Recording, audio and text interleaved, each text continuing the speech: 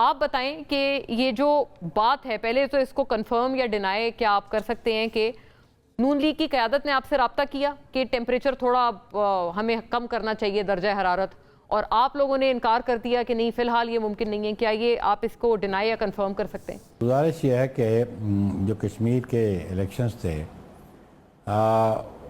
उसके बारे में मेरी क़यादत का मौक़िफ़ मीरपुर डिवीज़न के इलेक्शन के बाद बड़ा वाज़ेह था कि उनमें जो कोटली की 4 सीटें थी हमसे वो छीनी गई और वो जबरन छीनी गई।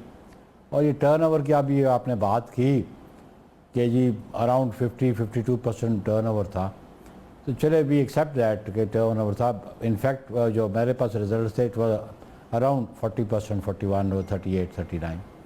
लेकिन बाद हल्के ऐसे थे जिनका प्रूफ हमने फराहम किया नून लीग की क़यादत को, जो टीम मुज़ाकरात करने मेरे साथ आई थी, कि जहाँ पे टर्नओवर बियॉन्ड 80% था। बाद पोलिंग स्टेशंस पे टर्नओवर था 99.2%। बड़ा अननेचुरल है ये। तो हमने एक लिस्ट फराहम की। उन्होंने कहा जी आपके जो कैंडिडेट का इलाका था वहाँ पे भी है। हमने कहा अगर वहाँ पे हुआ तो लेट्स गो फॉर रीपोलिंग। हमने कहा आप रीपोलिंग कर लें उस पर। इन प्रिंसिपल उन्होंने एग्री किया, लेकिन फिर वो बैकआउट कर गए उस पर। मैं समझ this is hard fact, nobody can deny it. अच्छा, इन्होंने रीकाउंटिंग के लिए, रीपोलिंग के लिए आप कहते हैं एग्री किया, फिर बैकआउट कर गए अपनी कमिटमेंट से?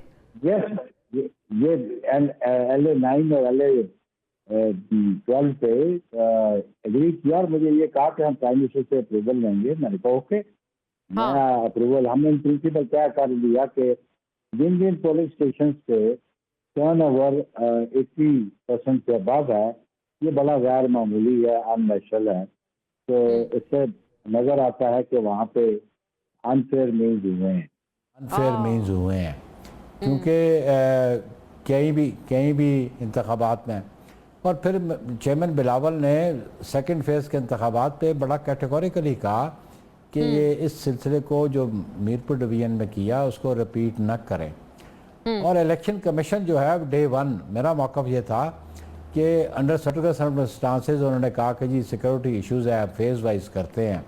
लेकिन बुनियादी बात ये थी कि इलेक्शन कमीशन आज़ाद कश्मीर वो किसी के इन्फ्लुएंस में था और उन्होंने फेज़ वाइज इलेक्शन किए। 3 फेजेस रखे, तो 3 फेजेस तो पहले कंक्लूड हो गए। 3 फेजेस तो पहले कंक्लूड हो गए। इस तरह हो गए कि जो 2 अगस्त को इलेक्शन थे, 2 कॉन्स्टिट्यूएंसी का इलेक्शन कंक्लूड नहीं हो सका। एक में तो पोलिंग ही बिल्कुल नहीं हुआ, LA 27। तो फिर वो 2 अगस्त का गुना हो गए, वो 4 अगस्त को उन्होंने की। अभी इन्होंने 10 अगस्त को जो फेज थर्ड था उसको भी बाइफरकेट कर दिया। पुंछ डिवीजन में 11 सीट्स हैं, 11 में से 4 में करा रहे हैं, 7 में फिर डिले कर रहे हैं। और रीज़न ये था कि सिक्योरिटी तो फराहम नहीं की ना, कि मीरपुर डिवीजन में भी दहशत गर्दी हुई, गुंडागर्दी हुई, हमारा एक कारकुन शहीद हुआ। मुजफ्फराबाद डिवीजन में भी मैं तो 12 ये कह चुका हूँ, दिस रेपुटेशन, कि जी रियासत का जो एक्टिंग प्रेसिडेंट है, अगर वो उसको सिक्योरिटी नहीं या अदम तहफ़्फ़ुज़ का वो शिकार है, तो फिर कॉमन आदमी को क्या तहफ़्फ़ुज़ इन्होंने दिया। तो इसलिए मैं समझता हूँ कि अभी राना साहब जो बयान दे रहे हैं, ऑब्वियसली ये इनका मौक़िफ़ है। हाँ, एक अर्ज़ ये बुखारी साहब कि आपको याद होगा वो राना सनाउल्लाह और अमीर मकाम ने एक प्रेस कॉन्फ्रेंस की थी ना, जो आपने ये इसकी एलिगेशन लगाई थी कि वायलेंस हुआ है और आपके कारकुनान, आपके लीडरान, उन पे अटैक हुआ है वगैरह वगैरह। तो उन्होंने उस पर कहा था कि पहले कहा कि गोली चली है, फिर कहा नहीं मुक्का मारा गया है, लेकिन वो मुक्का मिस हो गया। और बल्कि मतलब बड़े तंजिया अंदाज में फिर राना साहब ने फिर ये कहा कि फिर एंड में वो मुक्के से भी कम होकर आप लोगों ने कहा कि नहीं जी गालम गलोच हुई थी। तो आप बता दें जी कि गालम गलोच से कौन जख्मी हो सकता है? आपने आई एम श्योर वो बात सुनी होगी उनकी। देखिए बात यह है कि प्रेसिडेंट आज़ाद कश्मीर कोई मामूली आदमी होता है? Not at all. जो स्पीकर भी हो और एक्टिंग प्रेसिडेंट भी हो, is not a common man. तो फिर पहली बात तो है कि मैं इलेक्शन कमीशन पे मेरा सवाल है कि किस कैपेसिटी में राना सनाउल्लाह और अमीर मुकाम कैंपेन कर रहे हैं नून लीग की। ये कोड ऑफ कंडक्ट की वॉलेशन नहीं कि जिनके पास एग्जेक्टिव अथॉरिटी हो। मैंने बारहा कहा मियां नवाज शरीफ के पास अथॉरिटी नहीं, एग्जेक्टिव अथॉरिटी नहीं, वो कंपेन करे, पार्टी हेड है, हमें कोई इतराज़ नहीं है। उनका कोई सेक्रेटरी जनरल करता है, हमें कोई इतराज़ नहीं है। लेकिन जिनके पास एग्जेक्टिव अथॉरिटी एक्सरसाइज करते हो, और बिलखसूस जो कश्मीर अफेयर्स का मिनिस्टर हो और जिसकी अपॉइंटिंग अथॉरिटी चीफ सेक्रेटरी की और आईजी की वो ये लोग हों, तो फिर आप एक्सपेक्ट कर सकते हैं। लेकिन आज तक इलेक्शन कमीशन ने नोटिस नहीं लिया उनकी कंपेन पे। मुझे याद है गिलगित के इलेक्शन में मौजूद था, रुबीना खालिद साहबा BISP की थी, अपने एडमिनिस्ट्रेटिव इश्यूज पे वो गई, तो चीफ इलेक्शन कमिश्नर ने कहा कि जी आप गिलगित बल्तिस्तान छोड़ के चली जाएं। गवर्नर पंजाब को कहा आप गिलगित बल्तिस्तान छोड़ के चले जाएं। इस चीफ इलेक्शन कमिश्नर ने कोई ऐसा नोटिस लिया? तो ये रिग्ड इलेक्शन है, रिग्ड इलेक्शन की बुनियाद पे जो गवर्नमेंट बनाते हैं बड़ा बना लें, लेकिन ये अवामी राय का एहतराम नहीं है, अवामी राय ये नहीं है, अवामी राय इनके खिलाफ है, और ये गवर्नमेंट चला के तो देखें। हाँ, आप ये कश्मीर के बारे में कह रहे हैं कि चला कर तो देखें क्या वफाकी? मैं तो कश्मीर के बारे में कह रहा हूँ, और वफाकी के बारे में भी चेयरमैन ने जब कहा कि इनका गिनती उल्टी शुरू हो गई है, तो वो राना कहते हैं जी वो सीधे भी हो जाएंगे और गिनती भी सीधी हो जाएगी। तो हम तो स्टेक पे नहीं है, मेरी गवर्नमेंट तो वफाक पे नहीं है, पीपल्स पार्टी के तो स्टेक्स कोई नहीं है। स्टेक्स हैं तो मियाँ शहबाज शरीफ साहब के हैं, स्टेक्स हैं कि PMLN के हैं, और उसमें तो कह दिया गया, चेयरमैन ने कहा कि ये इन फाइट है, in fight between Islamabad and Lahore. एक फॉर्मर प्राइम मिनिस्टर जो 3 दफ़ा प्राइम मिनिस्टर रहा होगा, जलसा करके कहता जी मेरा दिल करता है शहबाज शरीफ मुझे प्राइम मिनिस्टर बना दे। ना तो वो वोटर है कश्मीर की, ना तो वो रेफ्यूजीज में वोटर है, ना वो आज़ाद कश्मीर में वोटर है। पहले वो इंतखाब लड़ते, बड़ी देर बाद आंख खुली, या तो नॉमिनेशन पेपर फाइल करते ना, राइट, तो फिर ये तो जरा प्रोसेस खत्म हो गया नॉमिनेशन पेपर्स का, उसके बाद ख्वाहिश का इजहार किया, बड़ी देर बाद आंख खुली उनकी, बड़ी देर बाद खुली। अच्छा बुखारी साहब, एक मुझे फौरी ब्रेक का कहा, हम दोबारा आपकी तरफ आते हैं क्योंकि ये बड़ा अहम मुद्दा है और चंद अहम सवालात आपसे राब्तों का और आपकी तरफ से राब्तों का भी इंकशाफ हुआ है, तो डोंट गो एनीवेयर, इसका जवाब बुखारी साहब से पूछेंगे नाज़रीन ब्रेक के बाद।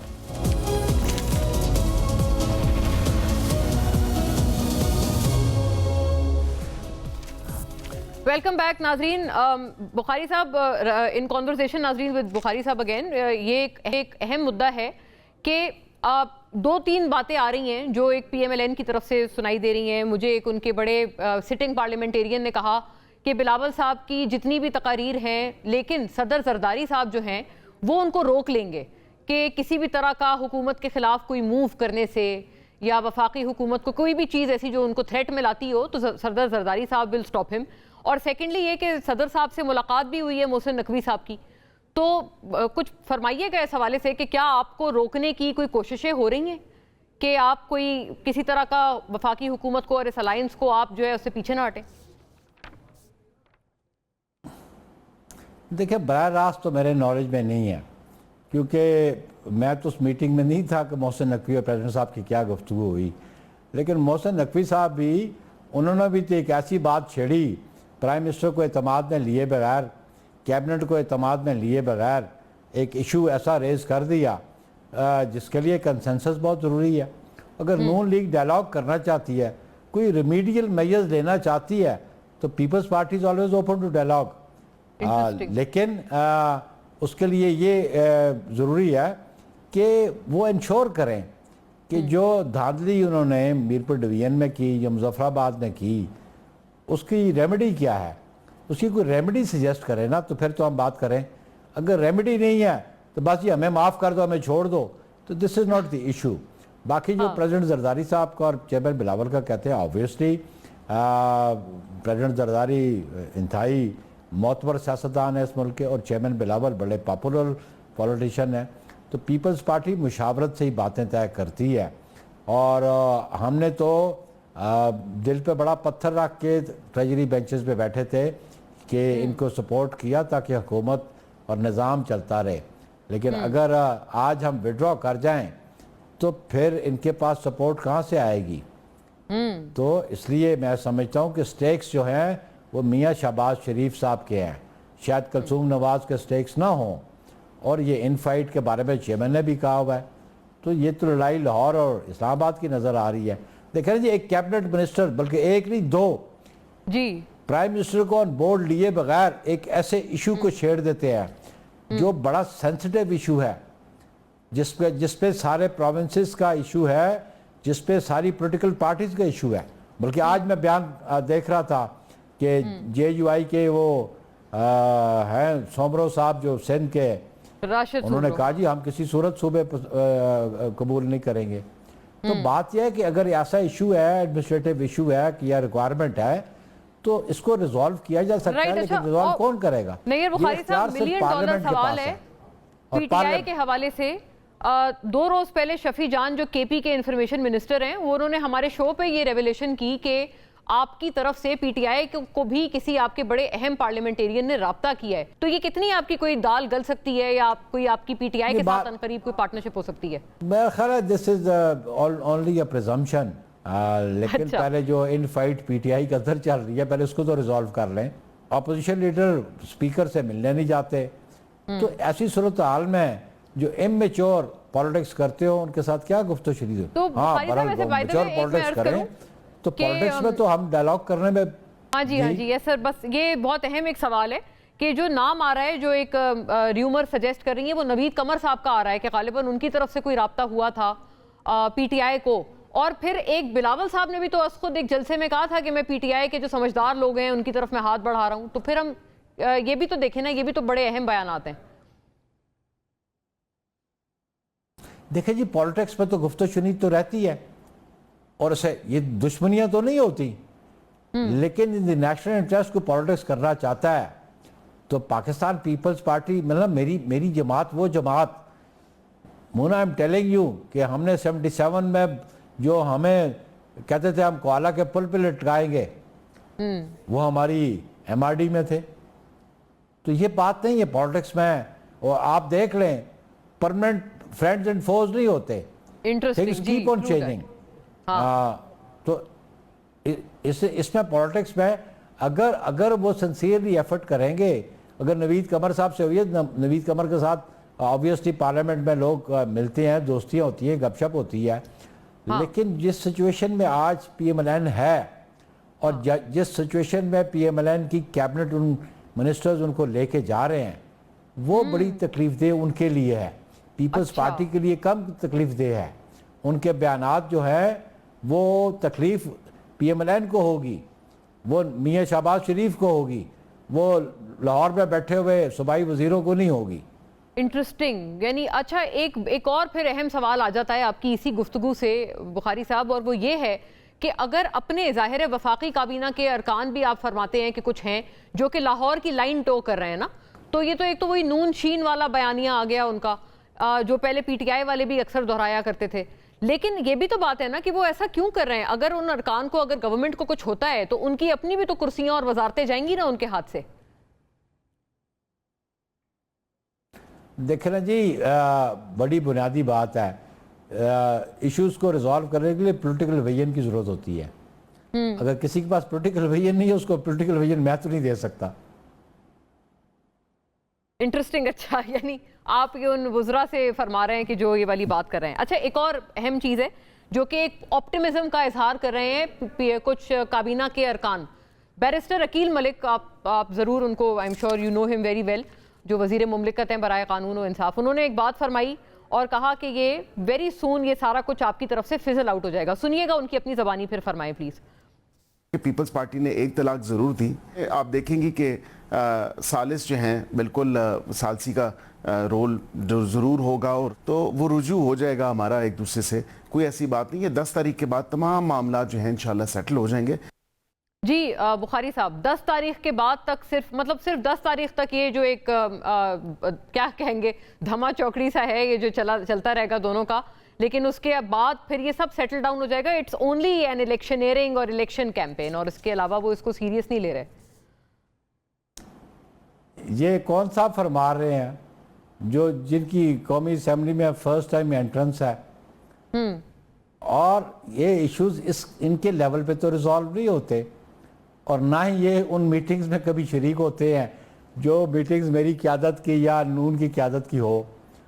तो मैं समझता हूँ कि ये इनकी खाम ख्याली है, या इनकी एक पर्सनल विश है या एक पर्सनल डिज़ायर है, मामलात अगर तय होंगे तो मेरी क़यादत के साथ नून की क़यादत अगर रजू करेगी तो इनके लेवल की बात नहीं है कि इनके लेवल पे कोई इशू रिजॉल्व हो जाए। और even it is not at the level of Rana साहब, राना सनाउल्लाह साहब। और ऑब्वियसली पॉलिटिकल पार्टीज का डायलॉग रहता है। अगर किसी ने इनिशिएटिव लिया और किसी को एहसास हुआ कि जी हम डिफ़िकल्ट पोजीशन में हैं, तो फिर मेरी क़यादत से बात करेंगे। और फिर मेरी क़यादत, मैंने कहा रिमीडियल एफर्ट्स या कोई रेमेडी सजेस्ट करे ना, तो फिर आगे बात हो सकती है। और आपके लिए बेयर मिनिमम ये होगा, बेयर मिनिमम रिमीडियल मेजर्स लेते नहीं। रेमेडियल मेजर्स आप फरमाते हैं कि जब तक कश्मीर के मुद्दे पर जो आपके तहफ़्फ़ुज़ात हैं उनके हवाले से जब तक कोई रेमेडियल मेजर्स नहीं होंगे, आपकी तरफ से बिल्कुल आप टस से मस नहीं होंगे अपनी प्रेजेंट पोजीशन से। ऑब्वियसली हमारा एक मौक़िफ़ है कि हमारे मैंडेट पे डाका डाला गया है, तो हम कैसे एक्सेप्ट कर लें, कैसे एक्सेप्ट कर लें। That's very loud and clear from you. कि मैंने आपको बताया ना जी, मैं आपको बता रहा हूँ, जब जिन कॉन्स्टिट्यूएंसीज में टर्नओवर 99.2% आ जाए कुछ पोलिंग स्टेशंस पे, do you think it is a natural turnover? जी, बिलीवेबिलिटी बहरहाल हो जाती है उसके ऊपर। एक I can show the results. हाँ, इलेक्शन कमीशन के रिजल्ट्स दिखा सकता हूँ आपको। मेरे पास इलेक्शन कमीशन के रिजल्ट्स, और उसपे भी चीफ इलेक्शन कमिश्नर ने कोई नोटिस नहीं लिया। राइट। और नहीं, और आपने जैसे फरमाया, आपकी तरफ से मैं समझती हूँ बड़ा एक लाउड एंड क्लियर वाली बात आई है कि इस पोजीशन से अगर वापसी करनी है तो उस आपके गिले को पहले एड्रेस करना है, वरना तो बिल्कुल forget about it. Thank you for speaking to us नाजरीन। नैयर हुसैन बुखारी साहब हमारे साथ